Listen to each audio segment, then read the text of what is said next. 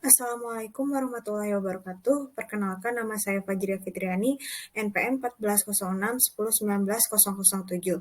Di sini saya akan menjelaskan mengenai proses Poisson non-homogen. Namun sebelumnya saya akan menjelaskan mengenai proses antrian. Apa itu proses antrian? Proses antrian merupakan proses yang berhubungan dengan kedatangan pelanggan pada suatu fasilitas pelayanan, menunggu dalam baris antrian jika belum mendapat pelayanan, dan akhirnya meninggalkan fasilitas tersebut setelah pelayanan berakhir. Proses ini dimulai saat pelanggan-pelanggan yang memerlukan pelayanan mulai datang. Salah satu komponen dasar yang harus diperhatikan agar penyedia fasilitas pelayanan dalam sistem antrian dapat melayani para pelanggan adalah pola kedatangan. Pola kedatangan pelanggan adalah banyaknya kedatangan pelanggan dalam sistem antrian dalam selang waktu tertentu. Pola kedatangan para pelanggan biasanya diperhitungkan melalui waktu antar kedatangan, yaitu waktu antara kedatangan dua pelanggan yang berurutan pada suatu fasilitas pelayanan. Apabila pola kedatangan tidak bergantung pada waktu atau time independent, maka sistem antrian dikatakan memiliki pola kedatangan stasioner. Sebaliknya, jika waktu mempengaruhi pola kedatangan pelanggan, maka sistem antrian memiliki pola kedatangan non-stasioner. Apa itu pola kedatangan non-stasioner? Pola kedatangan non-stasioner atau juga disebut non-homogen terjadi ketika tingkat kedatangan pelanggan bervariasi dari waktu ke waktu.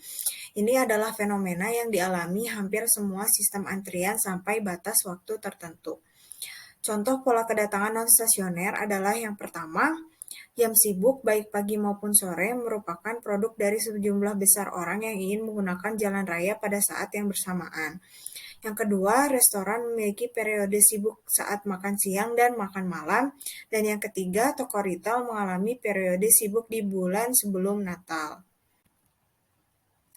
Selanjutnya ada proses Poisson non-homogen.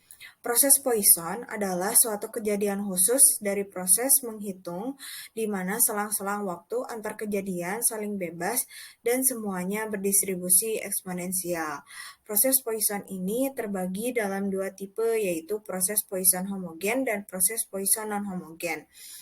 Jika distribusi eksponensial itu mempunyai parameter yang sama, maka dinamakan proses Poisson homogen.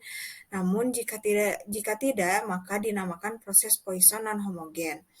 Proses Poisson non-homogen merupakan proses Poisson dengan laju yang tergantung pada waktu. Secara spesifik dapat didefinisikan bahwa peluang tidak ada kejadian atau kedatangan pada kondisi awal adalah 1, dan peluang N kejadian atau kedatangan pada kondisi awal adalah 0. Proses ini merupakan independent increment atau kenaikan bebas dan waktu antar kejadian saling bebas. Hal yang membedakan antara proses Poisson homogen dan proses Poisson non-homogen adalah fungsi waktu. Pada penerapannya, proses Poisson non-homogen bisa digunakan untuk menyelesaikan suatu persoalan yang sering terjadi di kehidupan sehari-hari. Di antaranya adalah kedatangan nasabah pada suatu bank, pada kejadian gempa, dan pada kedatangan bus di terminal. Proses Poisson ditandai dengan tingkat kedatangan lambda konstan. Sering digunakan untuk mempertimbangkan jenis proses yang lebih umum di mana tingkat kedatangan bervariasi sebagai fungsi waktu. Proses Poisson non-homogen dengan variasi waktu kedatangan lambda T bervariasi, didefinisikan sebagai proses menghitung NT di mana T lebih dari 0 yang memiliki sifat kenaikan saling bebas. Suatu proses menghitung NT, T lebih besar sama dengan 0 dikatakan sebagai proses Poisson non-homogen dengan fungsi intensitas lambda T. Jika yang pertama N0 sama dengan 0 dan yang kedua proses mempunyai kenaikan bebas atau independent increments. Yang ketiga, PNT tambah H dikurangi NT sama dengan 1 sama dengan lambda TH tambah OH. Dan yang keempat, PNT tambah H, NT lebih besar sama dengan 2 sama dengan OH. Dengan NT, T tambah delta sama dengan NT, T tambah delta min NT. Proses Poisson non-homogen tidak memiliki sifat kenaikan stasioner. Misalkan, interval waktu dibagi menjadi beberapa bagian dengan panjang delta jika probabilitas kedatangan pada kenaikan setiap beberapa nilai tetap. P sama dengan delta lambda T, di mana delta lebih besar daripada 0, maka nt didefinisikan sebagai berikut. Mt integral 0 hingga T lambda tau delta tau dengan Mt merupakan mean value function dari proses Poisson non-homogen. Contoh kasus 1.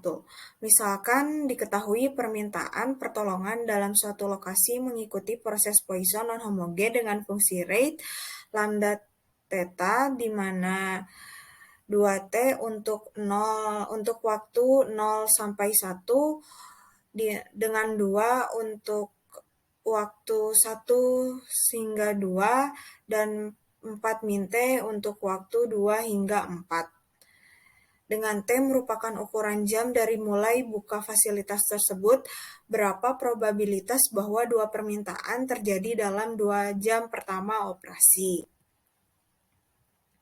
Jawabannya, pada 2 jam pertama nilai min atau mu adalah sebesar 3 dengan perhitungan sebagai berikut, sehingga Px sama dengan Px2 sama dengan 2 itu sebesar 0,224.